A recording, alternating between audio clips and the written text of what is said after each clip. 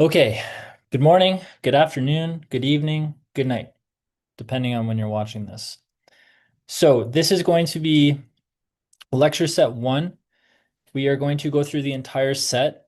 It is a short set. It covers effectively just introductory definitions and some of the foundational concepts that we're going to use throughout the course. Um, Every lecture will be running effectively the same way. I'm going to work through the set that I provided. So they're all going to have a title corresponding to what's given in the outline. And on slide 2, you will have a table of contents that effectively tells you what we're going to study in the set and the slide numbers that these topics are being studied on. So the little S here refers to slide number, right? So descriptive definitions are slides 3 to 5. Okay, so I start all of my statistics courses with the same quote from Wallace. So this quote reads that statistics are a body of methods for making wise decisions in the face of uncertainty. I think that this is a reasonable definition of statistics. The truth is that in this course, we think of statistics in two different ways. So that quote from the previous slide, that really speaks to one of the two definitions of statistics. So we can think of statistics as basically just being facts or raw values. That might be the way that you're sort of innately the way that you innately think about stats. So they can be numerical values, they can even be non-numerical values. They can be some kind of summary of values. So a data set that's already been organized, right? So you can think of even like a graph that you've seen as being the result of a statistical tool. So it in itself has some kind of statistical property associated with it. We'll talk more about that in the second lecture set. We can also think of statistics as basically being a suite of tools or a body of tools that we use to make decisions or to summarize information. Now we're going to talk about both of these things throughout the course, but we're really going to focus on that second definition as we progress through each of the weeks and each of the lecture sets in this course. All right, so some examples just to try and help solidify the initial definition. So I mentioned that statistics can just refer to raw values. This is true. For example, at the time that I wrote the slides, the estimated number of internet users was 5.03 billion. That's a count. That's a statistic. 5 billion people use the internet, roughly speaking. That's a stat. Canada's coastline accounts for 202,080 kilometers of the world's total oceanfront. We can also think of this as a statistic. It's a measurement, right? This is telling you how much coastline we have in in the country of Canada. The height of Stantec Tower, so it's 823 feet. Again, this is a measurement. The percentage of renewable water supply that is in Canada, we can also think of this as a statistic, or any hockey player's statistic, really, any athletic statistic from any sport. These are all statistics, right? So for example, here, again, this is a bit outdated, but Connor McDavid's point per game pace in his career, we can think of this as a statistic. It's a ratio of two different counts, the number of points he scored and the number of games that he's played at the time of writing. This is obviously updated now. Okay, so as statisticians, what are we interested in doing? Well, basically, we want to know how to calculate these values and we want to know how to work with these values. Now, working with these values is multifaceted, and we're going to look at a number of different ways to work with statistics throughout the semester. In the beginning, we're just going to focus on learning how to calculate them. That's what we're going to do in lecture set 2, more specifically. And we're going to talk a lot about interpretation. We want to be able to explain to someone what the values mean. Later in the course, we will talk about working with these values in a different context. So we'll understand the interpretation, and then we're going to extrapolate we're going to use them in a more meaningful way. Okay, so what do I mean by more meaningful? Well, statistical tools. So I mentioned before, statistics can just be raw values that are presented to you in some format. Or statistics can be a suite of tools, like or techniques, or well, I like the term tools the best because I think it has real meaning. Like you can think of any tool, like a pencil or a fork, or I'm just naming things in my office right now, but you can think of any of these tools, or you can think of statistics as being a set of tools, the same way that cutlery are tools, or writing utensils are tools, or a hammer is a tool. And we can use these tools to calculate the values, or we can use tools to make statements from the values. So this brings us into our second definition of statistics. So we can think of statistics in two different contexts, being a suite of tools or being numerical values. And we can think of the tools as being either descriptive or inferential. So effectively, what I'm trying to say is that our statistical tools can be separated based off of what it is that they provide to us. Okay, descriptive tools or descriptive statistics. These are our methods or our tools. I'm saying tool a lot right now. These are our methods or tools that actually calculate the values. And this is what we're going to study in lecture set number 2. Okay, so this is the topic of set 2. So lecture set 2 will be all about descriptive statistics. So some examples, these might not mean anything to you right now, but they will at the end of lecture set 2. So some examples of statistical descriptive tools are anything that produces a graph, something that produces a summary statistic, so like a mean or a median or the standard deviation. These are all summary statistics that result from statistical tools, or more specifically from descriptive statistical tools. The other set of tools are what we call inferential, and these are a vast set. And these are the more interesting set in many contexts because inferential tools allow us to generalize what we have found. So inferential tools allow us to make more meaningful statements about sort of a larger collection of values than just what we have studied. So that brings us to our first distinction of terms, and this is very important. So as I have written on the slide, inferential statistics are ways to form and assess the reliability of conclusions made about a population using a sample. So I had just said that inferential statistics allow us to generalize. They allow us to make statements about a larger collection of observations or a larger collection of whatever it is you're studying, population, from a smaller set that you actually can study, the sample. So the population and the sample are two terms that we will use throughout the entire course. And distinguishing between these is very important, especially in the context of inferential statistics. Because in inferential statistics, what we effectively do every single time we apply an inferential method is we make a statement about the population based off of the sample. Okay, so what are population and sample? I mean, in general, it's not that difficult to understand these definitions. A population is just some large collection of what we typically call elements or observations or units. So whatever it is that you want to study, these can be people, animals, forks, again, because I have a fork right here. I just keep saying fork. Whatever the object is that you're interested in studying, the entire collection of those can be the population. A sample is simply a small group that exists within the population. Okay, so to illustrate this idea, I like to use a very simple sketch. So imagine this red rectangular shape here. This is going to be our population.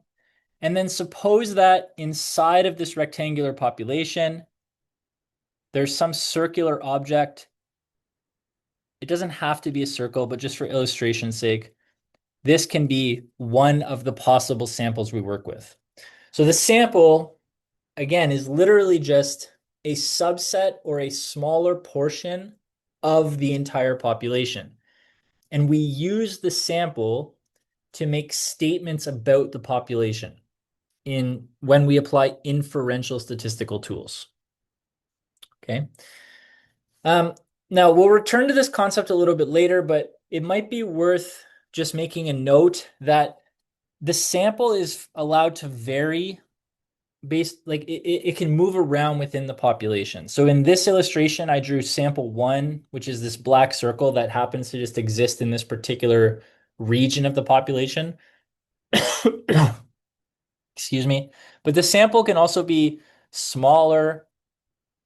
Rather, a sample could also be a smaller region that exists within the population. It could be a larger region that exists within the population. There, samples can appear in all different shapes and sizes. Okay, but regardless, inferential statistics, the goal is unchanged. We want to use that sample to make a statement about the population. Okay, so our population is this large collection of elements that we want to study. The sample is what we've actually observed. Okay, so let's try and distinguish between these via illustration. So in these two exercises on slide 8, we want to identify the population and identify the sample. Okay, so in example 1, it says, based off of 2018 estimates, there are approximately 445 million adult pink salmon in the North Pacific. And this is the ocean, obviously, because we're talking about fish. Suppose 25 million of these salmon are caught, tagged, measured, and returned. Okay, so what is the population? What is the sample? Now, if we were live, this is where I would pause and there would be probably about a 2 or 3 minute hesitation before anyone answers. And then someone would put their hand up and say, the population are the 445 million adult pink salmon, to which I would then say, that is correct. Okay, so the population is the larger body of salmon in this case. So we can write here the population is the 445 million adult pink salmon. And then we would simply say that the sample are the 25 million salmon caught ... and returned. Okay. I just didn't feel like writing out tagged and measured. So, but I think hopefully you understand the concept. The population is the larger collection of elements. So I'll also just highlight that here. So this is our population highlighted in pink. And then the sample is the smaller subset, which is the green portion here. Okay. Right. So this is the population. That's my abbreviation for population. And again, the sample. So I'm just reiterating what I wrote. Okay. Example 2. University executives are interested in enhancing the learning experience of their undergraduate student population. Suppose a group of student representatives is constructed using 2 students from every program at the university. Okay, so what is the population here? What is the sample? Okay, so in this question, it admittedly is not as clear as the first illustration, but in this question, we are told that executives from a university want to enhance the learning experience of their undergraduate student population. Okay, so this is telling you that it's the entire undergraduate student body that is making up the population here. We want to speak about all undergraduate students. So our population is the entire collection of undergraduate students at this particular university. The sample is the group of students that is constructed. Okay, so are the group of student representatives constructed using 2 students from every program. Okay, so we can say here then that the population is the entire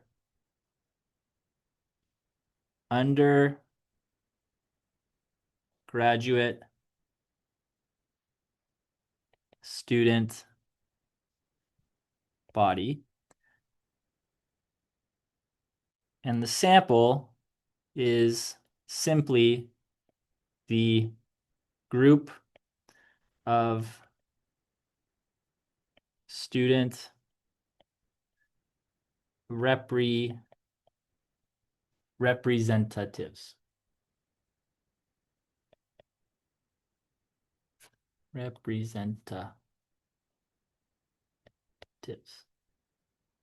Okay. So it's the same concept as in the first problem. And again, in general, we're going to refer to the population and sample throughout the entire course. So the population is the larger collection of elements, observations, or units that we want to speak about. The sample is a subset taken from that population. All right. Now, we can define statistical tools as being descriptive or inferential. We can also define statistical studies as being descriptive or inferential. And these definitions effectively mimic exactly what we had just discussed. So a descriptive statistical study, for example, is one where the goal is simply to summarize the information presented to you. An inferential statistical study is one where the goal is to take the observed sample and make a statement about the population. So it's the same style of definition. It's the same flavor as with the tools. We're just saying that the goal of the study dictates whether it's descriptive or inferential. All right, so we want to classify each of these as being inferential or descriptive. So in the first example, it says, a ledger study conducted in August 2024 of Canadians 18 years of age and older reported that 43% of the 1,602 Canadians that participated would vote for the Conservative Party of Canada if the election was held today. This is a tricky problem. Excuse me. The instinct here would be to say that this is inferential because you're talking about studies that are applying to the whole population. But if we read this very carefully, what we can see is that it's saying the ledger study of Canadians 18 years of age and older reported 43% of the 1,602 Canadians that participated would vote Conservative. Okay, so we're actually reporting the percentage of Conservative voters based only on the sample. So it's the percentage of voters for the 1,602 sampled Canadians. So this is actually a descriptive result, making this a descriptive study. Okay. So this is a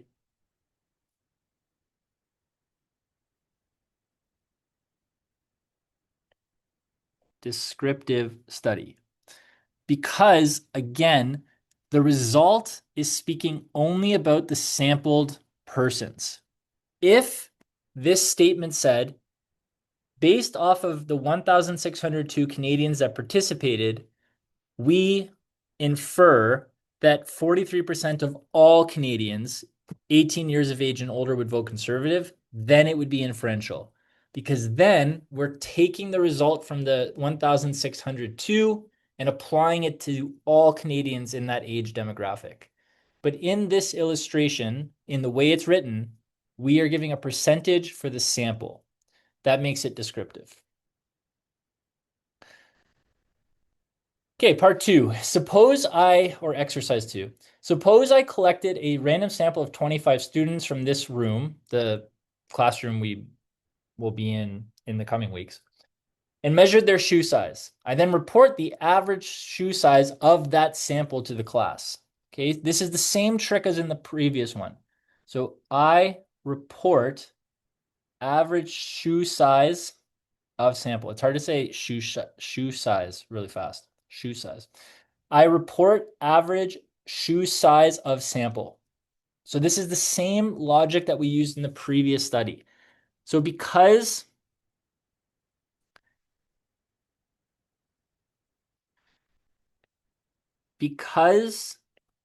I am reporting a statistic of the sample directly, that makes it descriptive. Now, if I wanted this to be inferential, I would simply say, based off of the 25 students, I conclude that the entire class has an average shoe size of. Then it would be inferential. Okay, so the descriptive study is one where the reported statistic for the sample is given. So we're giving the statistic of the sample directly. The inferential study is when that statistic for the sample is projected onto, or the characteristic of the population is interpreted or inferred in the context of that sample. Okay, so we have population versus sample, and we have descriptive versus inferential. Those are the two main distinctions that we've made so far. Okay, so the statistical tools that we work with can be descriptive or inferential. In lecture set 2, we're going to talk all about descriptive tools. And then in the second half of the course, we're basically going to talk about inferential tools. Our studies can be descriptive or inferential. It just depends on the goal. So if the goal is just to talk about the sample or the observations you have observed directly, it's descriptive. If the goal is to talk about the entire population as it relates to those observations, it's inferential. Okay, now we can also define our statistical experiments as being observational studies or designed experiments. So we can classify our studies as being inferential or descriptive and as being observational or designed experiments. So what is the difference? Well, the terms are actually very literal. So observational study means that as researchers, we are just observing something happen in its natural habitat, and we're recording values based off what is just naturally happening. So we're not actually applying any pressures. We're not actually doing anything. We're just observing what is taking place. In designed experiments, we are applying pressure. We are applying treatments. We are applying constraints. We are kind of manipulating and then creating data based off of those constraints or those treatments. Okay, so the observational study, we just observe what's happening naturally. The designed experiment is one where we actually build the experiment and then we submit the observations to the treatment protocols or the constraints or however you want to think about it, and we create the data. Or we record the data that is rendered from those constraints. Okay, so in an observational study, we can also say that the data exists regardless of whether or not we interact with the environment. Whereas in a designed experiment, the data wouldn't exist without us interacting with the environment. It's worth pointing out that observational studies can reveal only association, whereas designed experiments can reveal causation subject to the constraints that have been applied. So that is to say, basically, from observational studies, we can detect strong correlations, but we can't make statements like this causes this directly. With designed experiments, we can make those kinds of statements like this leads to this, but it's given the conditions of the experiment, given the environment that you're in. Okay, so let's just try and distinguish between these two terms. This should be relatively straightforward because these are quite opposite in their definitions. That is, like, a design experiment is very different from an observational study. Okay, so for example, in the paper Dean et al. 2021, individual zebrafish were placed into dosing containers whose volume was either 0 or 1% ethanol to study anxiety. Okay, so is this a designed experiment or an observational study? Well, the zebrafish are being placed into dosing containers that have different concentrations of ethanol. So they are being treated with different concentrations of ethanol. This is not something that would happen naturally if the zebrafish were free to just swim in an open environment, right? They have to be manually put into those tanks. So this is quite clearly the designed experiment. Okay, in the second illustration, we have Dr. Jane Goodall spent 3 decades observing chimpanzees in their natural environment in East Africa. She examined such things as chimpanzees' social structure, mating patterns, gender roles, family structure, and care of offspring by observing them in the wild, right? So this is basically telling you directly what this is. Okay, so she examined by observing them in the wild. So Dr. Goodall in this example is not applying any pressure or any constraints. She is simply examining and recording what she has observed of the chimps in their natural environment. So this is the observational study. Okay, so we have descriptive versus inferential. This can refer to the tools or the study. We have observational now versus designed experiment. This refers to where the data came from. Okay, and then in both situations, we're always cognizant of the population and the sample for any given problem. Are we talking about the population or are we just referring to the sample? And that goes back to descriptive versus inferential. You should always ask yourself if the sample that's being used is representative. So what does that mean? It simply means that if someone is going to make a statement about a population, they should use a sample that reflects the characteristics of the population. So I don't want to make a statement about MacEwan undergraduate students using a sample of students from the University of Alberta. Those are completely disjoint sets of students. There is no reason, there would be commonality, but there's really no reason to believe that the University of Alberta students would be a good representation of the environment at MacEwan. So we would want to use MacEwan students to make statements about MacEwan student behavior. And we'd want to use U of A students to make statements about University of Alberta student behavior. So representation in the context of the sample just means that the sample comes from the population. Okay.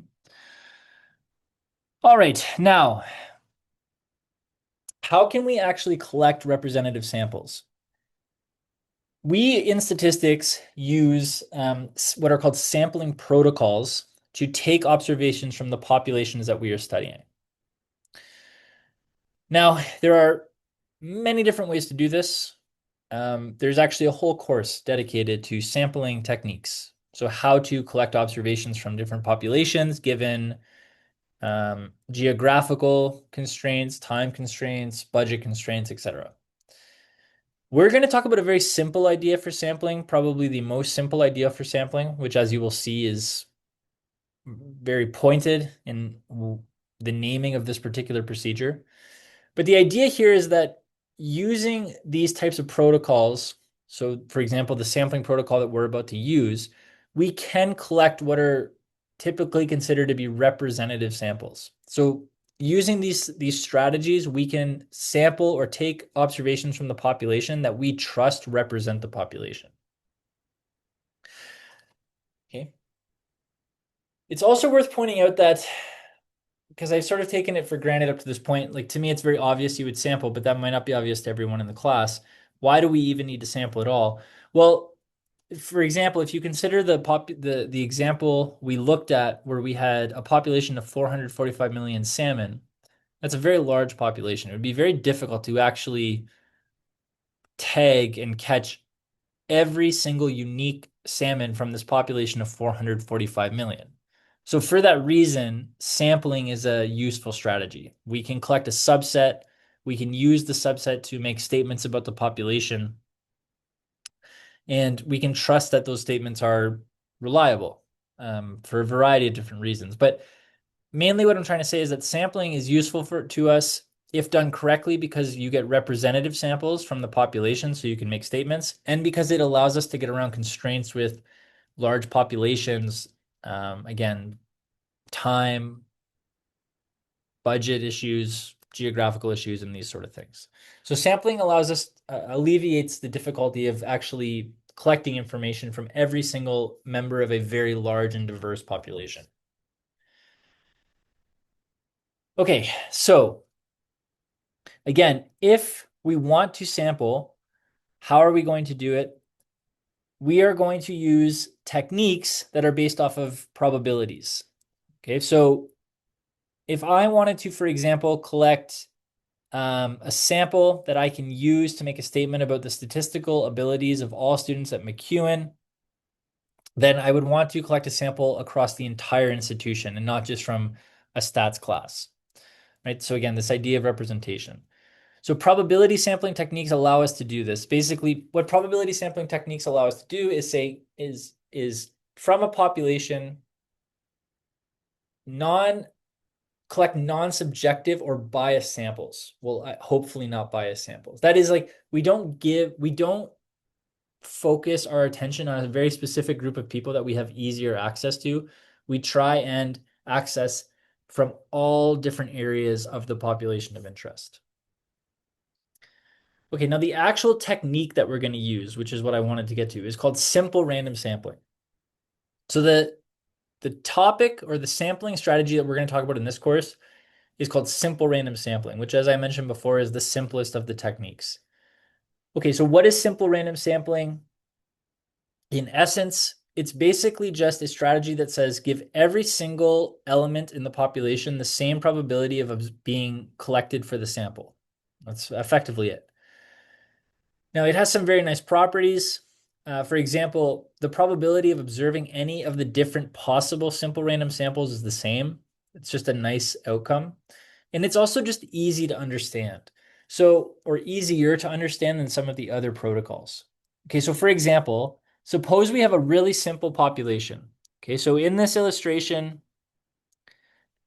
I'm going to call this my population. I'm going to say it's composed of 4 different cars: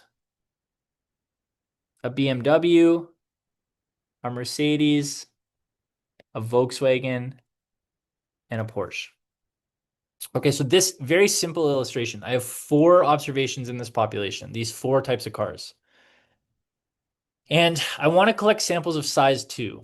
Now, again, this is just for illustration. Obviously, if we had a population of 4, we should be able to speak to everyone or collect a measurement from every car. But just for illustration, for whatever reason, we're going to get samples of size 2 from the population of size 4. Now, as I had mentioned before, when I first drew the population versus sample illustration, the sample can move around the population. It doesn't have to be just from one region. It can collect observations scattered at all different points of the population. So as a result, you can have different samples of different sizes. So if we wanted samples of size 2, okay, one possibility here would be that we get a BMW and a Mercedes. Okay, that's a sample of size 2. Now, in simple random sampling, the other thing that's important to remember, which I haven't said yet, so there's no reason why you would remember it yet, but the other thing that's important to note is that you can't have repetition. So we have to have unique objects. So we could have BMW or Mercedes. We could have BMW or Volkswagen. We could have BMW or Porsche. We can have Mercedes or Volkswagen. We can have Mercedes or Porsche, or we could have Volkswagen or Porsche. Okay, so that means that in total here, there are 6 possible samples. Okay, so again, the simple random sample is a sample that gives every observation in the population the same chance of being observed, which means that any of these samples that I've just listed have the same probability of being observed. So it's just as likely that we observe the BMW Mercedes sample as the Mercedes Porsche sample. Because simple random samples can't have repetition in the units that are selected, there's actually finite numbers for any given population size. So in this case, we have 4 elements in the population. We want samples of size 2. That leads us to 6 different possible samples. Okay, now, last illustration. Suppose that there are 721 strains of marijuana. This isn't true, but like just suppose for illustration that this is true. We want to collect samples of size 10. How can we do this? So remember that with a simple random sample, all we need to do is give every single element in the population the same chance of being observed.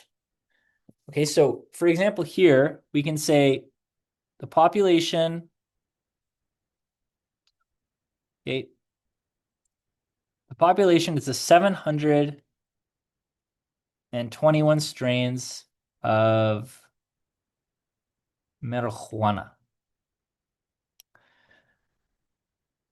Okay, the sample is a size 10 from the 721 strains. So we want to collect 10 from the 721. Now we want this to be an SRS. So how can we do this? Okay, so